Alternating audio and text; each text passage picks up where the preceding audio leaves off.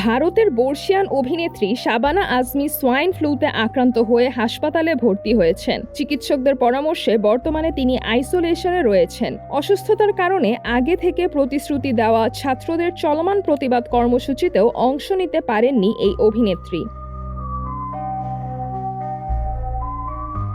সামাজিক মাধ্যমে দেওয়া এক পোস্টে শাবানা আজমি জানান, একটি ছাত্র সংগঠনের আয়োজিত প্রতিবাদ সভায় উপস্থিত থাকার কথা ছিল তার। শিক্ষার্থীদের পাশে দাঁড়ানোর ইচ্ছা থাকলেও হঠাৎ সোয়াইন ফ্লু ধরা পড়ায় চিকিৎসক তাকে বাইরে যেতে নিষেধ করেছেন। অন্যদের মধ্যে সংক্রমণ ছড়িয়ে পড়া ঠেকাতেই তাকে আইসোলেশনে থাকার পরামর্শ দেওয়া হয়েছে।